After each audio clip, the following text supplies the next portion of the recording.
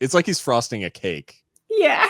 And it's like, nope, too much, dude. Too like much. there's not enough cake here for how much frosting you're putting on. Hello, everyone, and welcome to A Pot of the Seven Kingdoms, where you can join us on a reread or read along of the Dunk and Egg novellas. I'm Phil. And I'm Caroline, also known as B-Lock here on the internet. And we're here for episode 4. Last time we left you guys, we're still in the beginning stages of the Hedge Knight. Dunk is now fully at the tourney of Ashford. He's at Ashford. He's been introduced to Egg, who is his makeshift squire for now. Basically, by default, he lucked into the position by just squatting, essentially. And now Dunk is basically trying to figure out, how does one enter a tourney now that I'm here? So we joined Dunk in him navigating the I guess the societal norms of tourneys.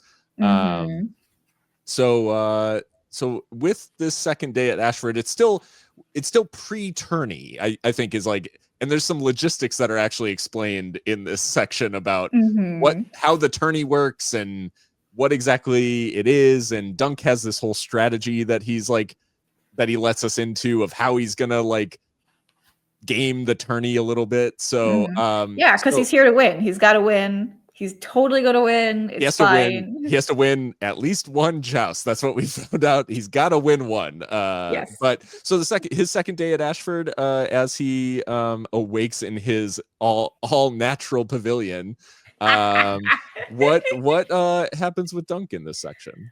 Well, so he wakes in his all natural pavilion. Oh, and for anyone who's following along, we are picking up on page 25. Yes.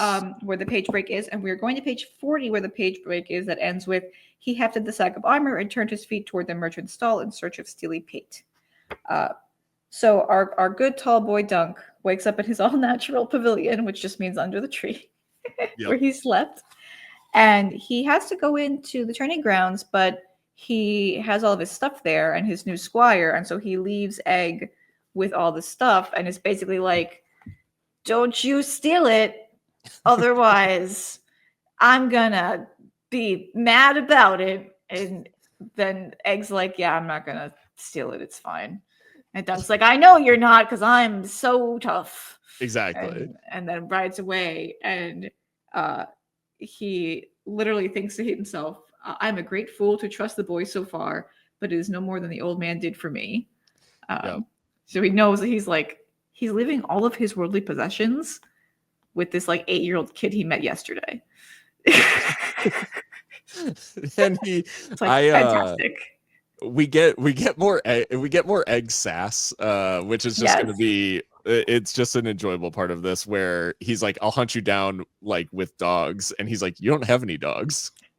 And Dunk's like, I'll get some. I'll get some dogs. I would get some dogs just for you. Like, but yeah, more Egg sass and you know, Egg in his blue eyes. Yes, is this where he notices that the boy has blue eyes? It is. He says he had blue eyes. Dunk saw, very dark, almost purple. Huh. That's strange. That's odd. Color. That's whatever. Not significant.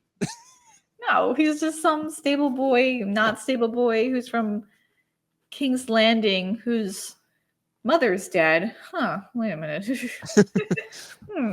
Not Dragon seed? Maybe he's a Targaryen bastard, and they celebrated his name day on Dragonstone. Yeah, that was definitely it. Yeah. Dunk is, again, big muscle, small brain. Yeah, but we love him regardless. So he heads into Ashford. We get a beautiful description of the castle itself and like how big it is, and the crenellated walls and all that kind of stuff. So it's like big pretty castle. Dunk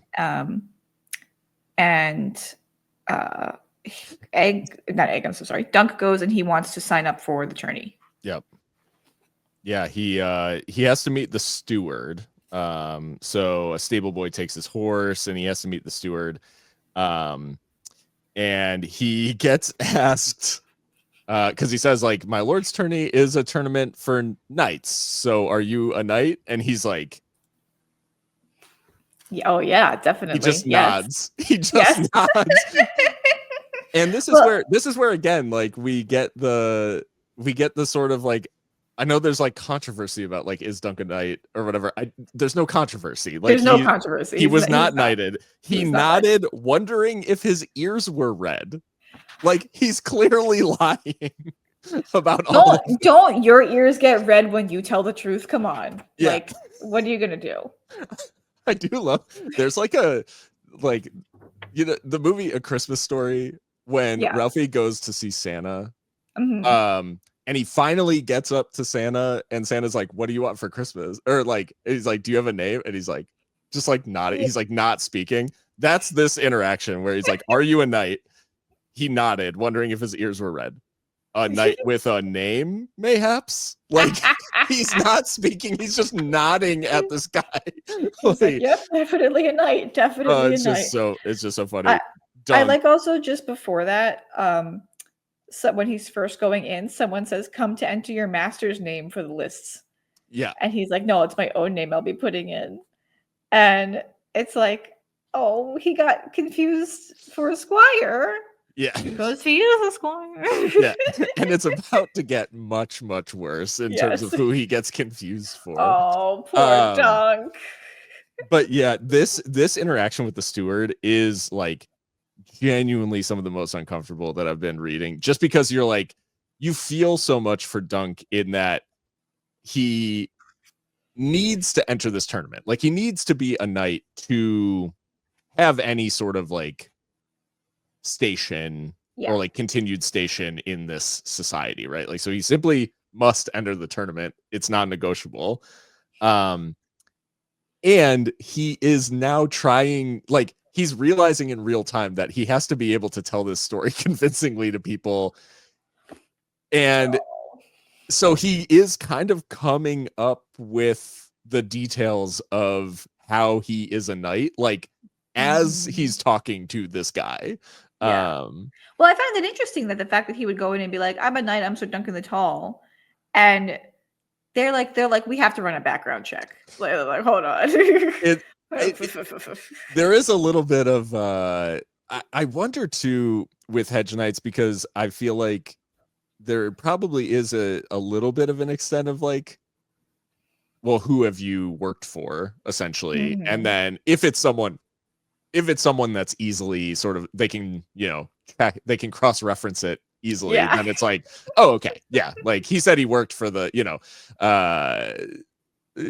like whatever major house, where it's like, oh, he worked for, the High Towers or something. It's like, okay, well, we can just go talk to Lord Hightower. Whereas they're like, well, I didn't know your master, but like any knight can make a knight.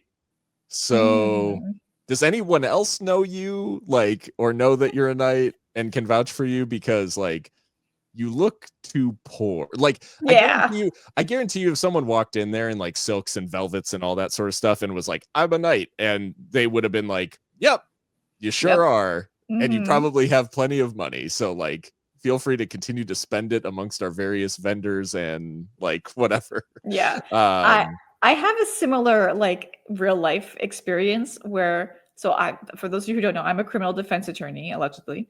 And I have to go see a lot of my best friends in various jails. Yay. Sometimes you get arrested and you go to jail, and then I come see you and we have a good time. But sometimes I go to jail like in a suit, like looking like a lawyer, and then I'm like, here's my lawyer badge, like here's my IDs, like I get in the jail, no problem. Sometimes I go on like an office day when I'm in like a sweater and jeans, right? It's like whatever, you can kind of wear whatever you want to jail, within reason. So I've had this situation before where I show up like looking like this to like a jail, and I'm like, hey, can I go in? Yeah. And the sheriffs are like, they're always like, family visitation is these days, and I'm like, no, I need to see my client. And then it's like, oh, are you a probation officer? And I'm like, damn it, no. I'm his lawyer, I promise. And then like I give my ID, and there's like they do it in most states have like a book of attorneys. So there's like a giant book of just attorneys that are registered. Sure. And they're like, and they like get the book of attorneys and they're like, let me check. And I'm like, I'm not trying to sneak into the jail. Why would I be trying to sneak into the jail? Nobody wants to be in the jail. Right. But it's the same kind of thing where it's like you're like, I'm totally this thing. And they're like, yeah, sure. And then you're kind of like, am I this thing? Dress for the job you want. Exactly. Exactly. I do love this guy. This is actually getting ahead of myself, but I want this interaction to happen in full in the show, and I want this guy to be as like much of a dick as this guy is, because he's like he's like, yeah, he knighted me with this sword, and he like pulls a sword out and the guy barely looks at it. He's like, it is a sword. Yeah. wait, let me just read this because it's so extra. Yeah. Because Dunk knows he's lying and he has to make some shit up. And he's someone's like, if you're lying, you're like, I'm just gonna put so much detail random details. no one's gonna think it's a lie, because why would someone add these random details, right? Yeah. So, and he's like not quite answering the questions this man is asking. So the man asks, so Dunk says, I squired for Sir Arlen of Pennytree. This is his shield.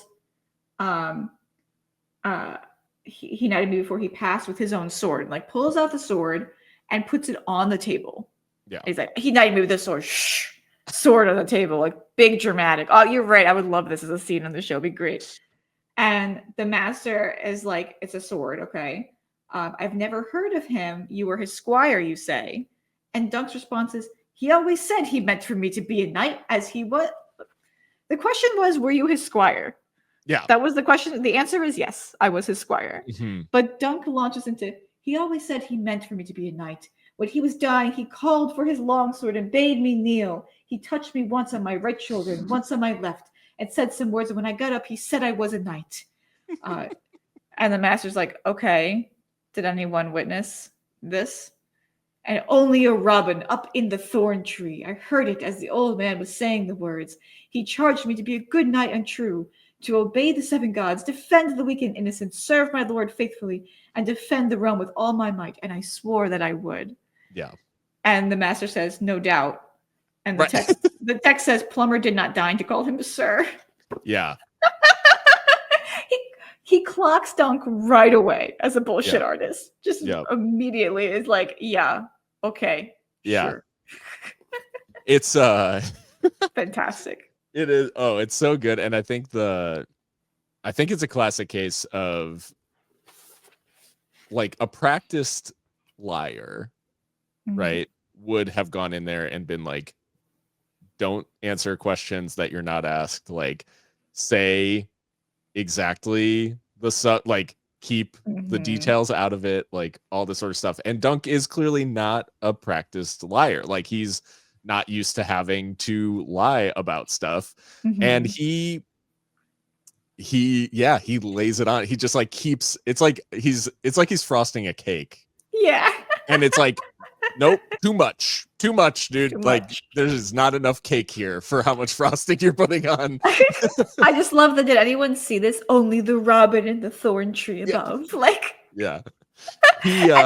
That's so the kind of thing that like a 17-year-old on Tumblr would write too, you know, like he would think that was like really deep and meaningful. That was it, you know, like I love it. It's fantastic. He also gets things sort of out of order, which I love about this sequence too, where you know, in theory, sort of if he knew what was going to happen, he should go get somebody's endorsement first, right? And then he goes to the steward and says, hey, I'm a knight. Here's my, like, the person that is vouching for me that I'm a knight because I was in his service whenever with my old master. And they're like, yep, this is a guy, like he's a knight. And then you get signed off and you're good or whatever.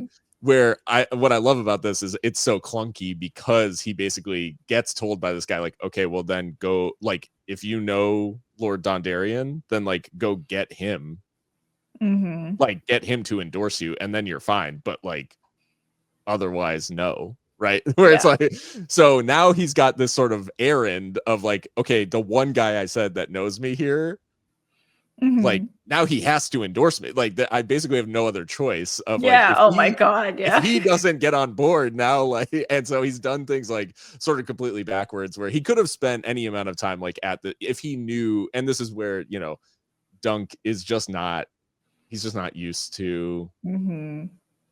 this, like having to do this part of it, right? Of Mhm. being the knight. Yeah. Arlen was the one who like did all this stuff, and so he does stuff out of sequence. Like he knows that he has to like go enter the lists. That's what he knows. But he could have spent any amount of time being like, oh hey, remember me from like whatever, just like BSing like all yesterday with any Mhm. and establishing some credibility or whatever. But he doesn't know that. He's like he just, he's Dunk. Like he's Yeah. figuring it He's out. doing his best. He's doing his best. But yeah, so he basically says like, well, now I have to go to I think it's Manfred. Yeah. Sir Manfred Dondarrion, who's the lord Mhm. of House Dondarrion at this time. And the steward also calls him out like as he's leaving, because he's like, you do know if you lose a joust, like you have to ransom all of your armor and horses back or whatever, right? And he's Yeah. like, yeah, but that's not gonna be a problem because I'm gonna win or whatever. And Yes. he's like, okay. Yeah, the guy's like, "And do you have the coin to pay such a ransom?" Yeah. Like, bro, shut the fuck up, man. Don't be killing my dreams. I do kind of wonder, like, I mean, I don't know very much about like medieval tourneys, and this is also like a fake medieval tourney, but like, why would they make it only knights? It's like if you show up with a horse and armor and like the stuff, Right. like, why do you need the knighthood to participate? Yeah. I think there is a little bit of a weird thing here, because mystery knights like are a thing in George's world Yeah. too, where how are they entering the tournament? Yeah, who signed up Lyanna Stark for that tournament that one time, Right. Like the Knight of the Yeah. Laughing Tree, like person shows up with a helm on, clearly putting on a fake voice, and you're Mhm. like, okay, jousts are that way. Yeah. Like meanwhile, it's like one poor guy shows up. That's where I do think like maybe there is just an element of the, we'll talk about class constantly, but it's like maybe it Mhm. is just maybe the only reason that there's a barrier for Dunk is because he looks poor. Like Yeah. Maybe where if you show up, like, looking the part, they're just kind of, like, good enough, go for yeah. it? Oh, you've got like a full suit of plate armor and a helm and all this stuff and a crazy painted shield, and you're just saying And a like big horse. I'm this mystery knight. Then they're like, Mhm. okay, cool, you're very rich and you have a full suit of armor, so like I guess you are in the jousts now. Like And I bet they're like, "We love a good mystery night." Oh my yeah. god, the crowds go crazy for a mystery night. the Do it. producers, that's what the stewards are, just the producers of this reality show, where they're like, okay, no, this is gonna really This is play. gonna kill. The fucking Yeah. king is gonna love this shit. Go for it. Yeah. Oh, and you know what? If you could say something like kind of provocative when you get out there, that Mhm. would really just like send the crowds into a frenzy. The small They'd folk will love go it. nuts. They'd love it, man. It'd be great. They'll be talking about this tourney for a long time. Yeah, yeah. I'm sure Um, that this tourney will be fine and nothing bad will happen. Go forth.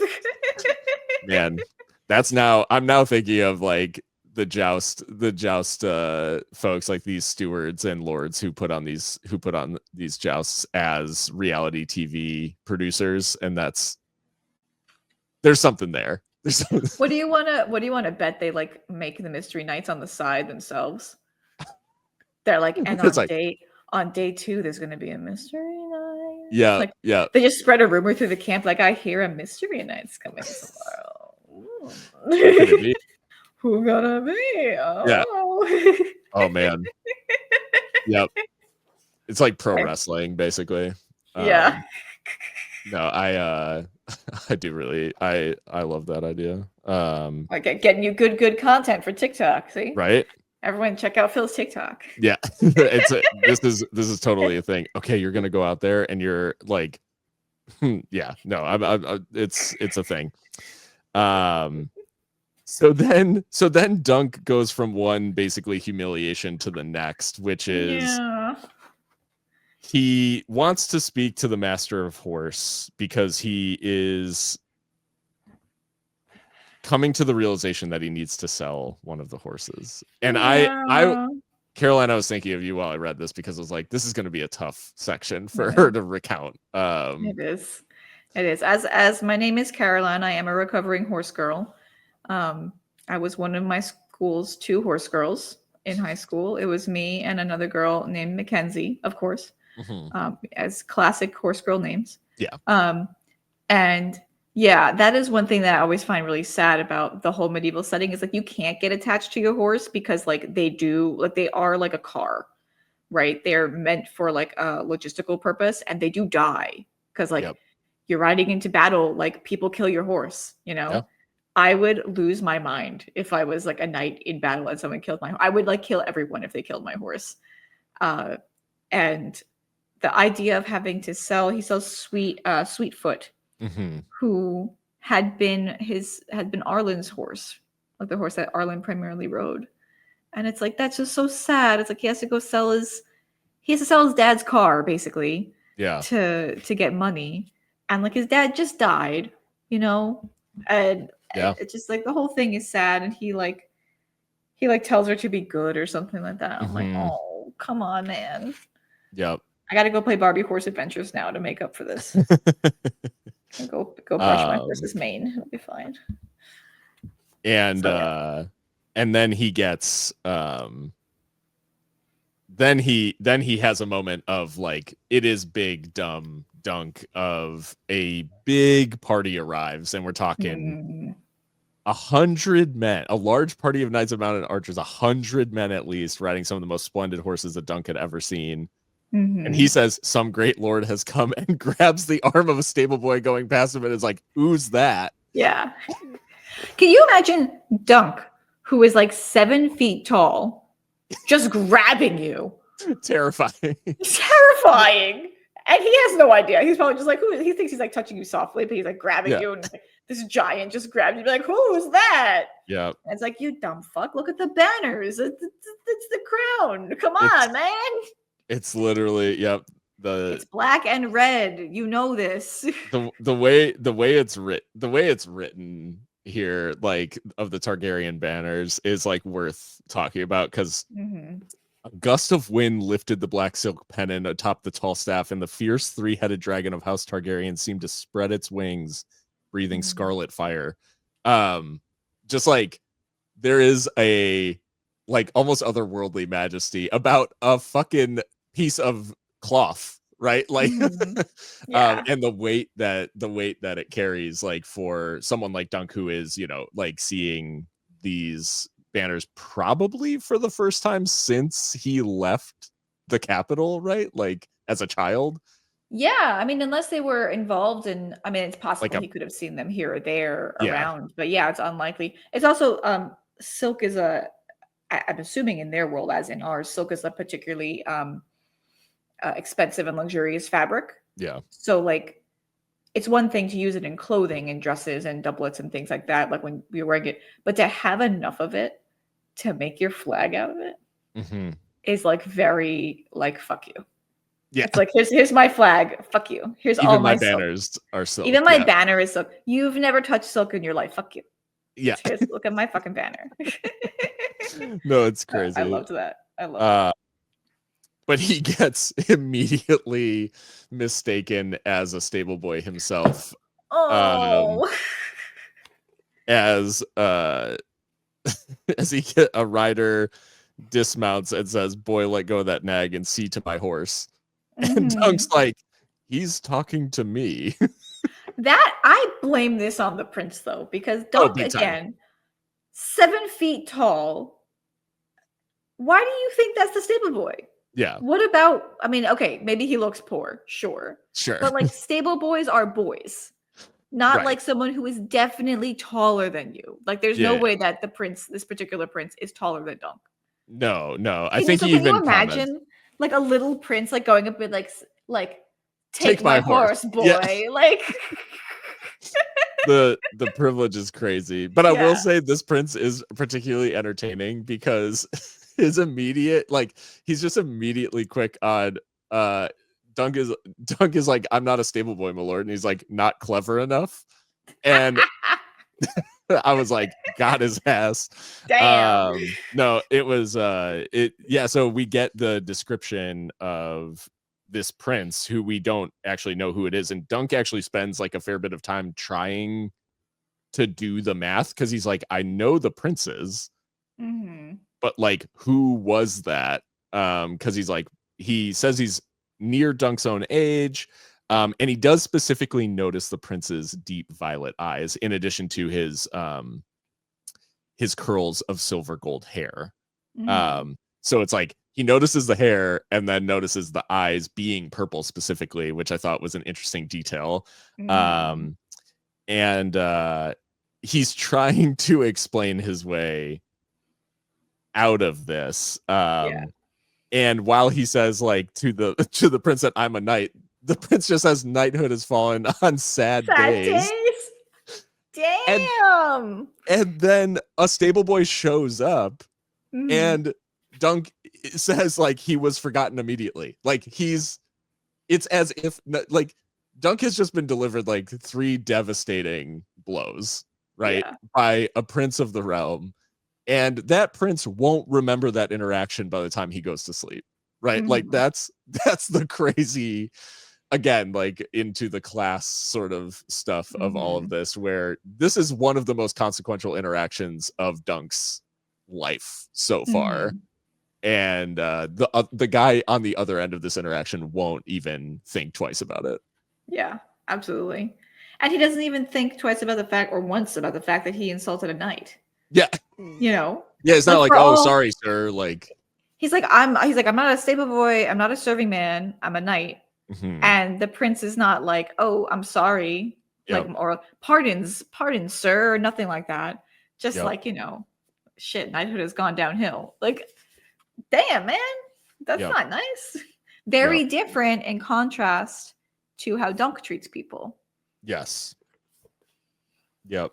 We get a little bit of a family tree of the Targaryens of this time. So I think it's probably worth saying that. So we know that he basically is talking about the princes, and we know Prince Baelor is the oldest of them. So it's not him.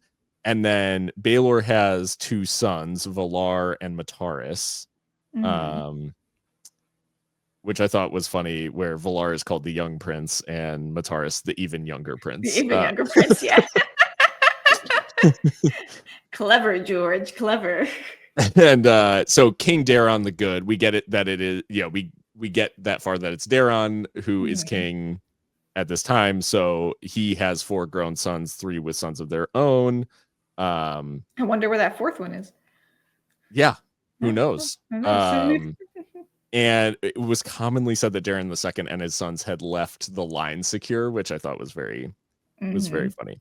But yeah, so we get the outline of who the Targaryen princes are, but we're no nearer learning which Targaryen prince just dunked on Dunk. Oh, he dunked on Dunk. Yeah, absolutely. And I mean, and that's important, right? Because that puts us, oh gosh, I would have to pull up a Targaryen family tree again. But we have so we're under King Daeron right now. Yeah, King Daeron the second. The second. Oh gosh, when? Okay, I need to go back and study my Targaryen family tree. It's the time. Yeah.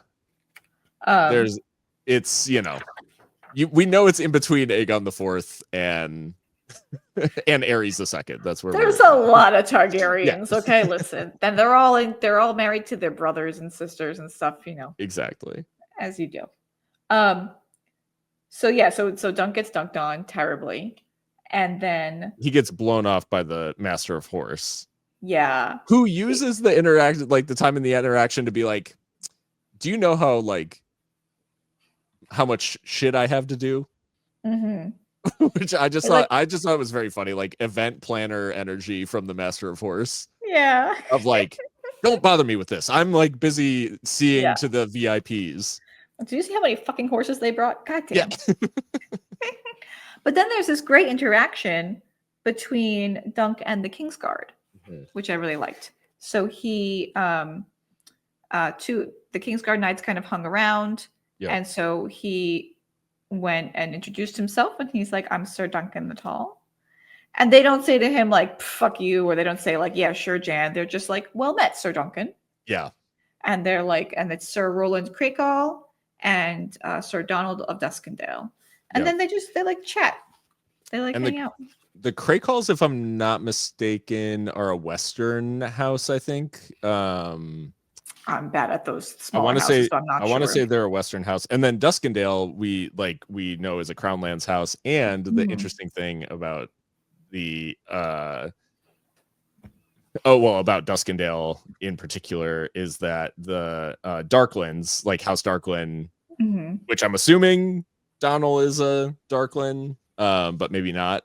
But all of the Knights of the Kingsguard, the sigil of House Darkland has white shields on it for the 7 members of the house, like at the time of the main series, who were Knights of the Kingsguard. So it's like they update their sigil with new shields each time one of them gets appointed to the Kingsguard, which is an interesting little thing. So I'm not sure 100%, I guess, if Donald is a Darkland, but maybe we learn that later. Yeah, I mean that would make sense. And they talk a little bit about what's gonna go on. That Prince Valar has the honor to be one of Lady Ashford's champions, and Dunk sort of reflects on the fact that, what if I come up against a prince in one of these things? Am I even allowed to win? That's the crazy thing. He has the thought of, am I allowed to challenge a highborn? Yeah. He's like, Yep. And we get a little wrinkle in my plan. We get the first time, I think, in the book where he says, the old man had often said he was thick as a castle wall, and just now he felt it. And so this is the introduction to a saying that we'll hear from Dunk often throughout the rest of the books. But this was where we get into him having to sell Sweetfoot in town, and he's not, because the Master of Horse is like, I don't have time for this shit, so he has to go into town and sell Sweetfoot, and he gets like a fraction of what he was hoping. Where I think he ends up with 750 silvers, and this is where some of the math happens. The math happens, because he gets, what does he get? He gets 3. He ends up getting 750. Yeah. Well, but it might be more, because they hash out 750, but then they realized that it didn't include the saddle, and then they had to hash it out a little bit more. But we don't know the final total. But what he's given is 3 gold pieces and the rest in silver. So we don't get. So maybe he gets like a couple hundred silver pieces then. Because I'm assuming 3 gold pieces is. I want to say it's 100 a piece. I don't think George knows. I think that's the problem. Maybe not. Is that George R. R. Martin said, I don't give a shit about this. And it would be extremely English for it not to be a system of tens. Where it's like, a dragon is worth 148 silver stags or whatever. Right, yeah. Because that's how many silver stags, a king weighed or whatever. Yeah. Anyways. So he like reflects on the fact it's basically the first gold that Dunk has ever held. Yeah. Like, he's never held a gold piece in his life. He's like, whoa. This is some wild shit right now. Yeah. Even though he got his initial asking price for Sweetfoot was 3,000 silver pieces, and he gets 750. So he does not come out on the plus side of this deal. But he even comments on the fact that the weight of the coins he's carrying feels wrong.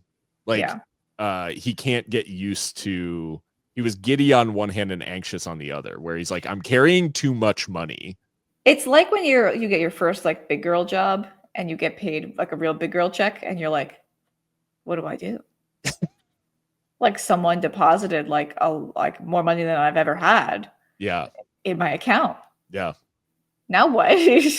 Now what happens? And And him then in someone introduces you to the idea of rent, and then you don't have to worry about that anymore. and then you're like, wait, where'd all my money go? Yeah, just kidding. I thought I was rich like 5 seconds ago. And he said he says he could live a year on this much money. But he reflects too that like what happens then? Like, right. If I go live a year, like what do I do? And then I got to sell another horse, and then I can't be a knight, and like all this stuff. And he says that road ended in either like beggary or outlawry. So he has to risk it. Yeah, he very much does not want to be an outlaw, right? Which is like relatively easy gig in this universe because there's not like DNA testing or surveillance cameras or things that could like catch you. So like if you're just like pretty quick, it's pretty easy to do crimes. So like he could be an outlaw easily, but he doesn't want to. You know, that's not what he was taught by Sir Arlen. I did find it interesting. I don't know what it means yet, but he describes the coins and the fact that the coins on one side have a dragon, on the other side have a king's face. 2 of the coins are newer, and he recognizes King Daeron's face, but the third coin has like a much older king on it. And I don't know what that means yet, like in terms of like themes, but I'm gonna pin that in my brain because that's a detail that like was unnecessary, but Martin put it in there. Yeah. And I don't know if it's just supposed to be like king? Cool. Like which king, and also like what are you trying, like what's that trying to tell me? Because we have these themes of Arlen passing on knowledge. Like we have the theme of passing on knowledge. And kind of what is family lineage truly. Yeah. You know, and so that feels related, but I haven't quite figured that out yet. So no, that's a good catch. Check back. I like that detail. We get everybody's favorite song in A Song of Ice and Fire. You mean the one of 2 songs that we have? Yeah. The Bear and the Maiden Fair. So it's a banger. It's a club banger. The Bear and the Maiden Fair. they're playing the hits. They're playing the hits at Ashford. And then we get what passes for flirting with Dunk, which is he goes with the like girls don't like boys, girls like cars and money. So he flips a coin to the puppeteer and is like, "There's one for last night." Like tries to really be smooth and then asks her on a date ? To eat will you drink a horn of ale with me? With me, I mean, or a sausage. I had a sausage last night. It was good. They're made with pork, I think.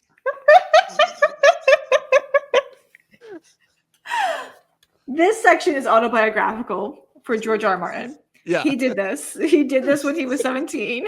Yeah. He went up to a girl and said, "Would you drink a beer?" Would you drink a beer? I mean, with me? Like amazing. Absolutely amazing. No, so funny. And they're made with pork, I think. Yeah, amazing.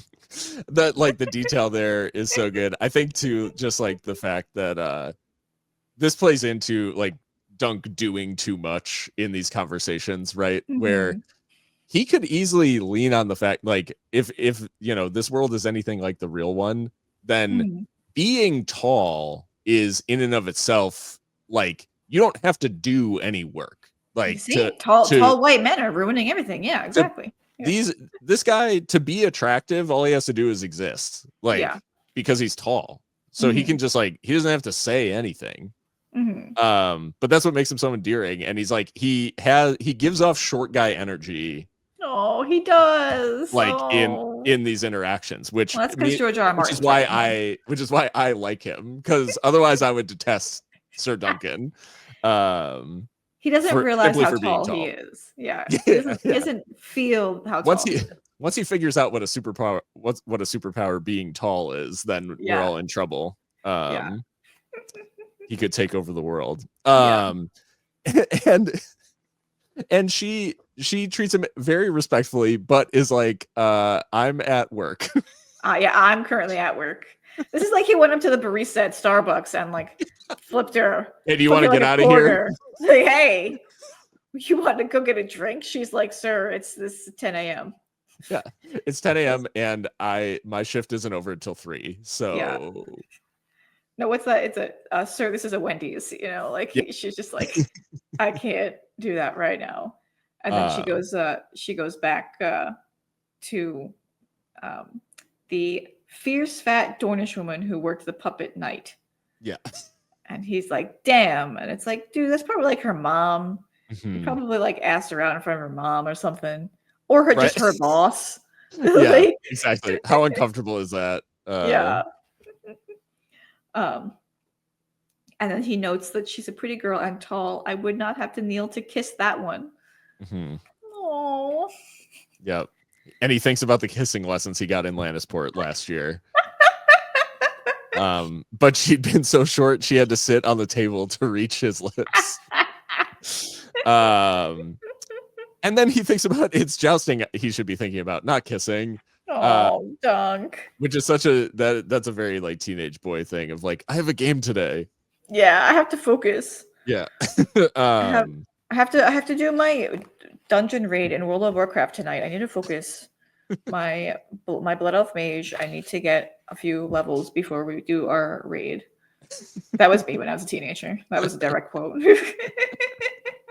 So he sees them like building all of the platforms and jousting lanes and all of this stuff, and and he sees that there's these quintains set up, so there's knights who are practicing, and this is where he again is sort of in this zone of like, I need to like, oh geez, like there are all these guys, like they're all practicing jousting and fighting and all this stuff. And he actually remarks on the couple of knights that he sees. So the Brute of Bracken, so like Lord Bracken and Lord Caron of the Marches. And he thinks, I don't have as good a seat as any of them. Like I'm not as good at jousting as any of these guys. So like it's very funny because it's sort of in juxtaposition to the fact that he's like, I'll win one. Yeah. But it's like great. He hasn't seen someone yet who's like not better or better equipped at least than him, right? Like, so his confidence, again, a little bit on the delusional side from Dunk of like, he's never jousted before and he's going to go into this tournament and he has to win. Like it's non-negotiable. If he loses his armor, he loses his horse, he has to ransom him back, and he does not have the money to do that. He'll lose everything. Absolutely. He is done for if he loses one, and he has not found a person that he can beat, like on paper. Yeah. And then he has like what is a classic video game interaction, which is where he sees two people fighting or practice fighting the is it the Fossaways? The Fossaways, yes. Yeah. And I love this interaction. Yeah. But it's so like, I was reading this and I'm like, am I playing the video game Fable right now? Like this is like dialogues like ripped off of like any video game. Like, I am Sir Stefan Fossaway. Would you care to try me, Sir Duncan the Tall? Yeah. Do it, Sir Duncan. My cousin is rotten to the core. Knock the seeds out of him. And then, like, the option comes up on the screen, like, fight the child? Don't fight the child. Yeah. I have matters to attend to. Right. If you fight the child, you get negative honor points. If you don't fight the child, you get positive honor. But, like, I've seen this before. I love multiple things about this. Number one, I love that the Fossaways so the Fossaways have a red apple on their sigil. I love the fact that they are talking nonstop in apple puns. Like, yes. Like they just every single thing they say is an apple pun. And what I love even more is that Stefan Fossaway is the older of the two and is the knight, and then Raymond Fossaway, who we meet, is his cousin, who is his squire. Yeah. And he is beating up Stefan is beating up on Raymond as Duncan approaches, and he says like, here's an apple that's not ripe yet, about his squire or whatever. And then he talks to Dunk like, you there, yes, the big one, or whatever. And he like, so he tries to challenge him to a duel and says, my cousin's not ripe yet, as you've seen, or whatever. And I was like, how many times is he saying this joke to whoever is walking past, like, who Yes. hasn't heard it, where he just keeps saying the same thing? He's like, oh, this guy hasn't heard my joke yet. He's not so ripe, clever. you see. Yeah. I'm the most clever. And the cousin goes back with, my cousin is rotten to the core. Yeah. But you know, it's just it's a picture of the eel waiting for you to laugh at the joke, you know, the like open mouth, like, Do you get it? Totally. That's George behind the keyboard, like, they're gonna love this apple pun. This is why it takes him so long to write these stories. He has to come up with more apple pun. He's on this Fossaway. He's on this Fossaway thing that he can't get around. So it's the Fossaway knot, I think. Yeah, exactly. Exactly. And then so Dunk turns down the fight, and he makes some comments about the fact that, like, it was better you knew your foe because it makes it easier to beat him. And then he thinks about the fact that Arlen taught him well, but he was never the greatest of knights, even when he was young. Great knights did not live their lives in the hedges nor die by the side of a muddy road. That will not happen to me, Dunk vowed. I will show them that I can be more than a hedge knight. And this is where I think what we talked about last time about a hedge knight has to protect his honor. He's like, if I go and fight this kid, it's like lose of I either beat up a noble knight and get labeled as some kind of like bully or whatever, and like get this reputation for like beating up on smaller people, or I lose, and worst case scenario, I get like hurt, which Raymond Fossaway actually says, like, I'm sorry I even asked you to fight him because like you're not wearing armor, and he would have like broken your wrist or your kneecap. Yeah, he would have like purposefully hurt you. Yeah, he would dishonorably hurt you in this fight. Yeah, absolutely. He wants to like take out his competition, and so like it is a lose for Dunk, where he's like, if I fight this kid and win, I look like an asshole. If I fight this kid and lose, I might not be able to joust. So like, there's really no world in which he can like challenge him to a fight and come away as the good guy who is better prepared for the joust or whatever. And that line you highlighted, great knights did not live their lives in the hedges nor die by the side of a muddy road. I thought I actually found that line quite jarring, because it was kind of the first time he was like that critical of Sir Arlen. Yeah.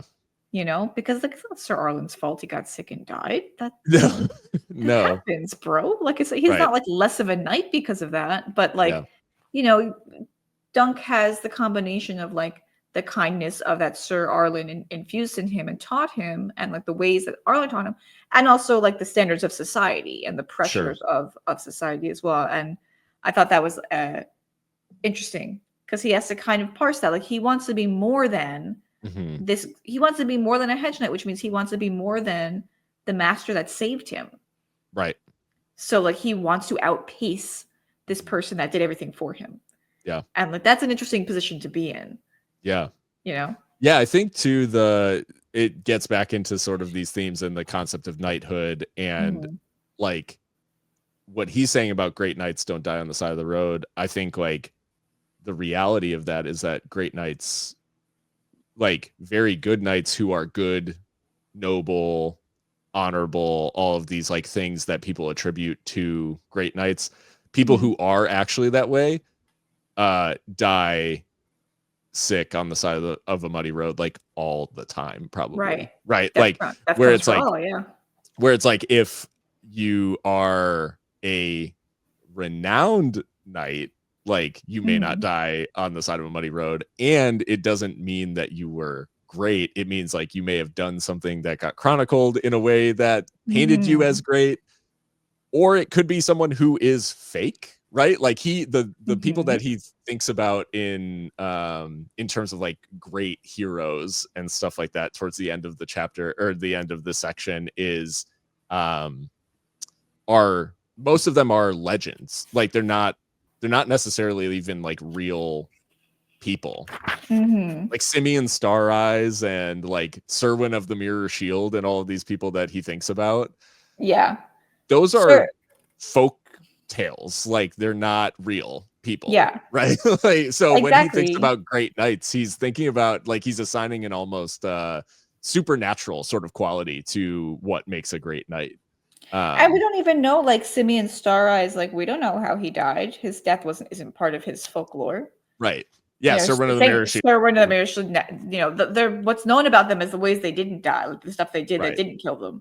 Right. You know, for all we know, they did die sick somewhere. Right. In fact, in this universe, it's very likely, you know.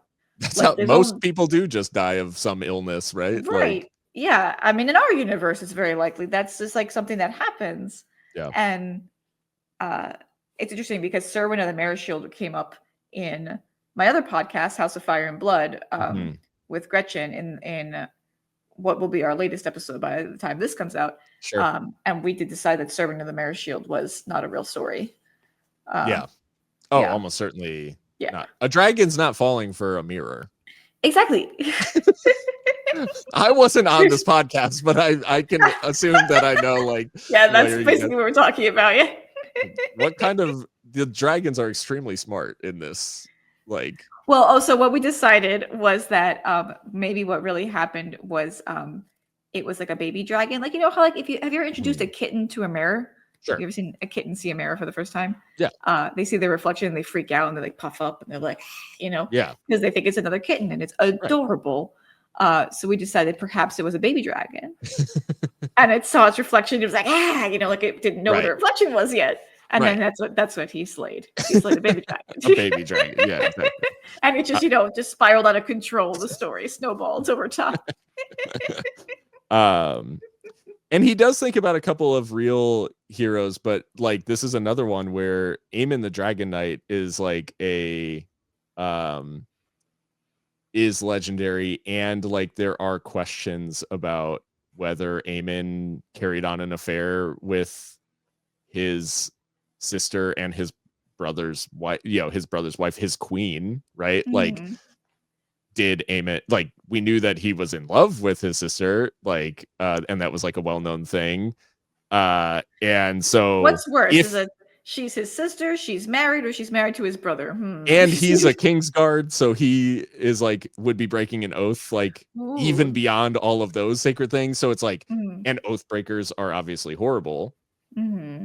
But Aemon like defended his kings like literally to his death. You know, he died defending his brother, who basically called him a piece of shit his whole life.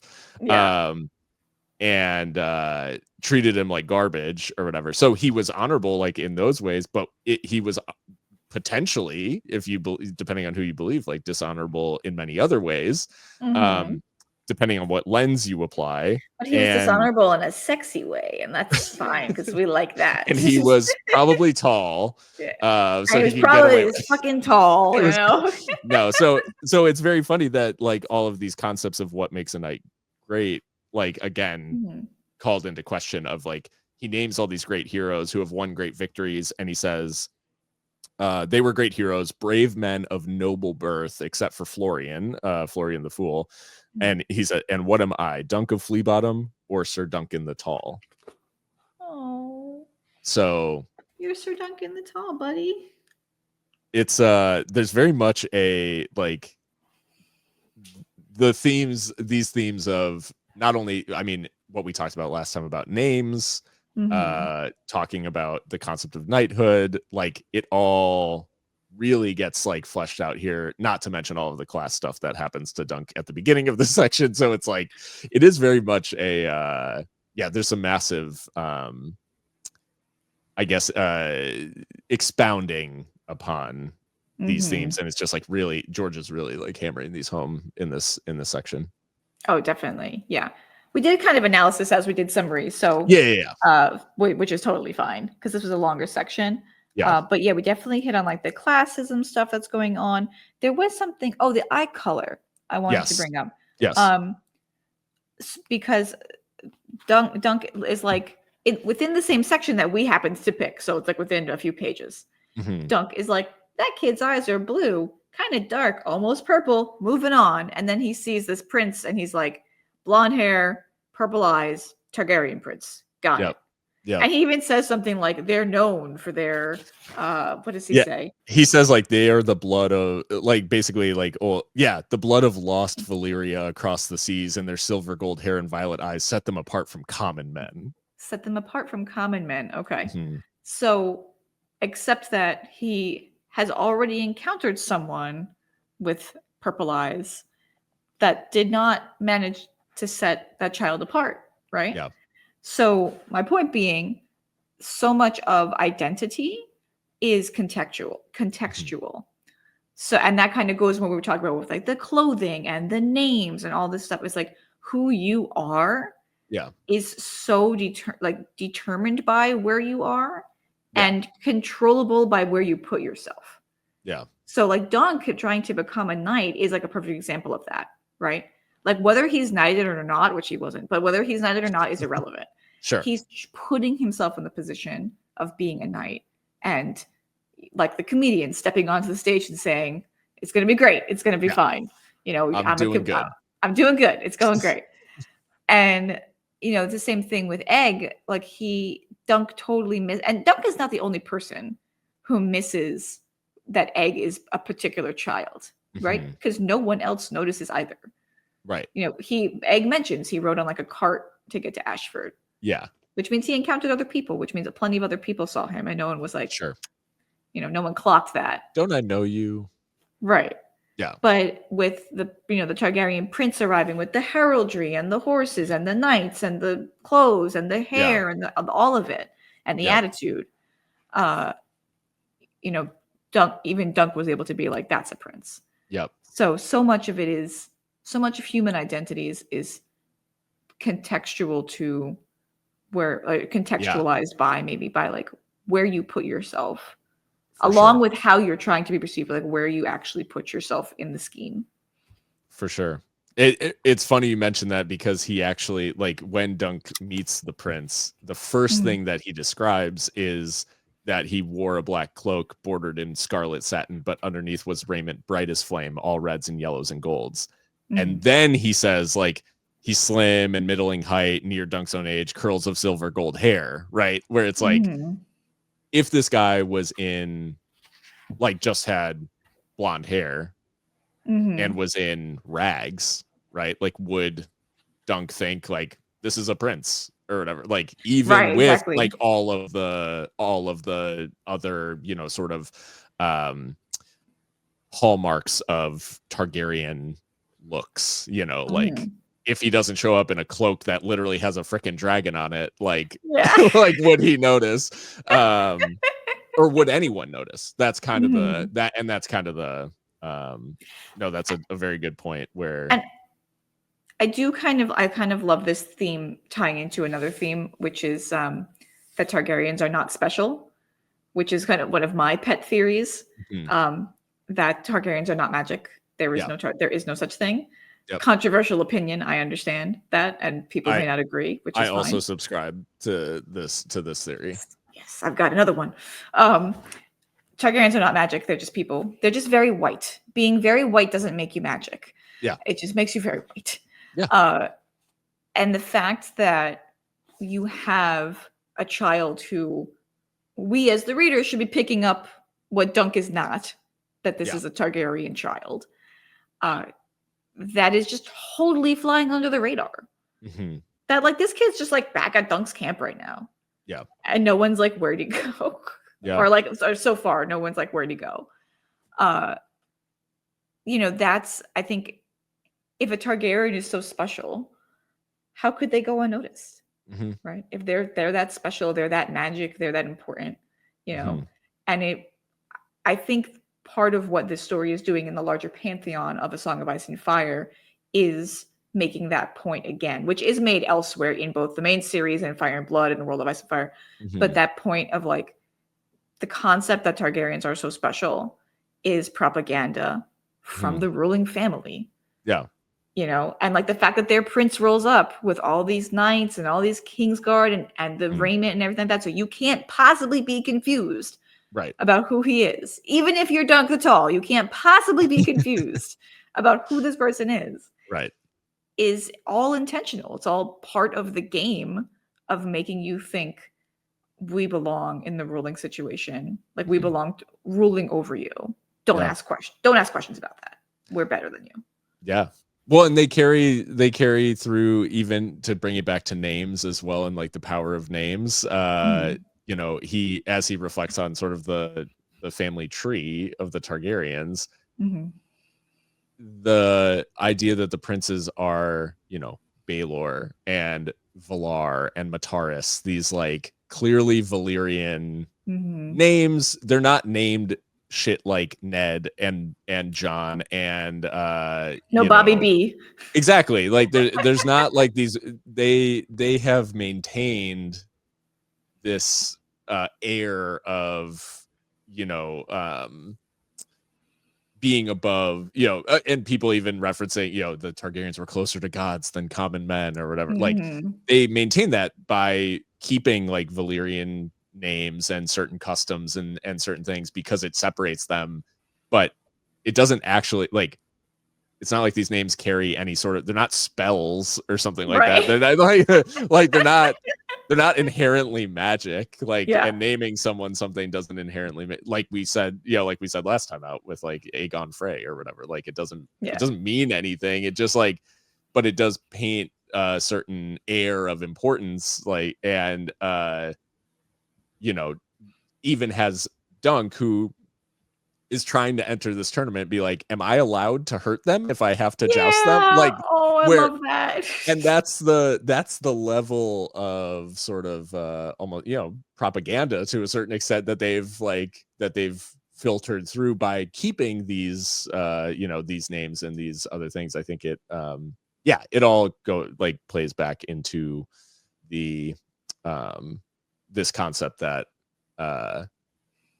you know, the classic concept that power resides where men believe it resides, and all of those themes throughout, where the Targaryens' legitimacy exists because everybody believes in it. Right? Yeah. So, it's not magic. We tricked you. Yeah. Well, you said something. Dunk was looking at the princes. So you said something that Dunk had encountered all these people, none of whom he could beat. Like, this person's got a better horse, this one's got better whatever. But when he thinks about the princes, he doesn't think like, oh no, they're in the joust, I'm never going to beat them, they're so good. He thinks, am I allowed to beat them? Yeah. So he's actually kind of confident against the princes. He's actually kind of like, you know, these Targaryen princelings are like, you know, right. I haven't heard great things about them being jousted or whatever. But like, am I allowed to win against a prince? And that's also like, there's almost like a level of egotism there to be like, oh no, what if I beat the prince? Will I get in trouble for beating the prince? Like, bro, are you gonna beat the prince? Like, let's step one. Yeah. These guys who, you know, were trained by the Master of Arms at the Red Keep, like probably joust like all the time. And this is literally the first time you're going to sit on a horse and joust. So yeah. Oh, I love Dunk. All right, I think we got through analysis. Was there any other analysis and themes? No, I think I think we basically captured it. We picked that apart. Yeah. For things that I want to see in the show, that interaction between Dunk and the Kingsguard. Yeah. I think it's so important because it characterizes Dunk and like him coming into his own as a knight, right? Because I'm Sir Dunk the Tall. Yeah. And it characterizes the Kingsguard because oftentimes, I mean, the Kingsguard often are taken from the nobility, but they're often not. You don't have to be. It's like one of the stations you can rise to regardless of where you come from. I wonder if anyone in this story will do that. It's one of those stations that you can rise to regardless of where you come from. Yeah. And that imbues the Kingsguard with a certain like general respect for people. Yeah. And so they're not like, you know, they're not being classist to Dunk. Right. You know, they're not. They're like, oh, another knight. Is his sword belt hempen rope? Sure. But we've all done that, you know? Yeah. That happens. Yeah. Sometimes your sword belt breaks, but it's fine. Well, So and I think I think it's good too because it does characterize the Kingsguard, and there is a certain characterization of a lot of the Kingsguard in the main series of sort of this. It's painted as this office sort of in decline, right? So I think Yeah. like I Mhm. think getting to meet some Kingsguard knights who are not total pieces of shit like Yeah. is nice. Obviously there's there are degrees of Kingsguard knights in the main series, but when Mhm. I'm thinking of like Marin Trant and some of these guys who like wear the cloak, right? It's nice to come across the Roland of the Roland Craycalls and the Donald of Duskendales who are Yeah. more who are down to earth and like are there for the right reasons seemingly, Mhm. right? Like they're just they do try to uphold the Well, office. Trant and like the Kettle Blacks, right? Those were all appointed by Cersei. Yeah. So sometimes these executive appointments are not great, and yet I don't know, they get confirmed somehow anyway. I don't know how that happens, but You've yeah, got you've got Ned Stark filibustering on the floor of the Red Keep, like to stop some of the appointments. yeah. Yeah. He did what he could, but he's in the minority. What are you gonna do? Yep. Uh, what was the scene that you wanted to see in the show? You mentioned it before. So I really want I Oh, right. think basically sandwiching your Kingsguard interaction. I need the steward to be as dismissive of Dunk as this guy was, like and then I need the prince to be like, this is a character who's going to become, without giving anything away for people who haven't read the story before, this character is going to become quite consequential, Mhm. and I need the portrayal to be as like good, and him to be like this arrogant Mhm. prince, right? Like I need him to have this sort of like air Yes. that he carries with Dunk, and the dismissiveness that he has, and just like, but be the compelling dickhead, right? Like so I just really want this prince to live up to how I picture, this Mhm. guy in his dealings as he grows in importance in the story. But yeah, that really, like, that whole sequence I think will be important in the episode that this is in, because it will show, like we said, like if you want to tell this story in a way that like tackles all of the themes that George is including, Mhm. those three interactions in a row do a ton to contextualize and characterize like all of the aspects of these like knighthood and class things that are going on Mhm. in this story. Yeah. I would guess if they're hour-long episodes, I think that we're still in material that would be episode 1. Yeah, probably. Yeah. I Probably. think you could get to the prince's arrival within 30 minutes, Mhm. probably, of screen time, Yeah. if you're doing all the stuff. Mhm. If they start from the beginning, as they should. Yeah. But we'll see what they do. Don't don't fuck with this story, HBO. Don't fuck with it, HBO. Come on. Come on. I already have to be mad at you about The Last of Us. Don't make me mad about this, too. I only have, well, that's not true. I was going to say I only have so much anger, but that's not true. I have plenty of anger. I have Well, plenty of critique. oh, of course. Well, we had a little bit of a longer section this time around. So next time out, Yes.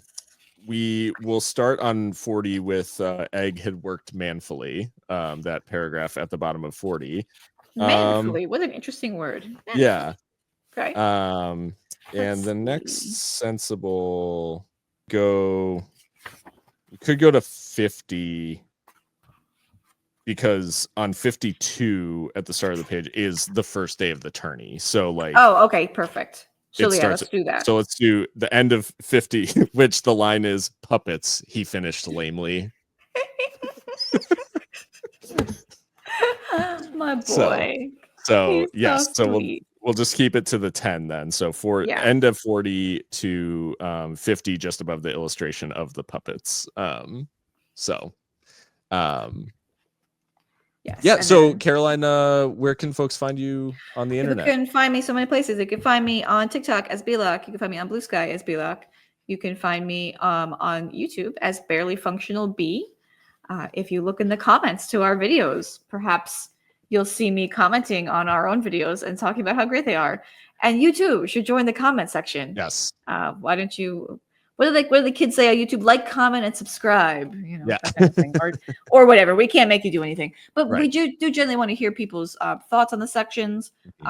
These books just keep on giving, so there's always more to talk about. And I'd love to hear people's thoughts on what we've talked about and anything we missed or anything from different perspectives. But what about you, Phil? Besides here on your YouTube channel, where can people find you? Yeah, you can find me on TikTok at Damon Bachfire. I make all of the weird crossover modern events, current events, and Assignment of Ice and Fire stuff. It's the perfect political commentary, and I didn't know I needed it until you started doing it, and I was like, this is amazing. It helps me not be so depressed about the state of our actual world. But it's yeah. So you can find me there. You can also find me on Blue Sky under the same username and Instagram, but I haven't really been posting stuff to Instagram, so who knows. So yeah, check us out. Let us know what you thought. Let us know what you wanna see. Let us know which of the Kingsguard is your favorite.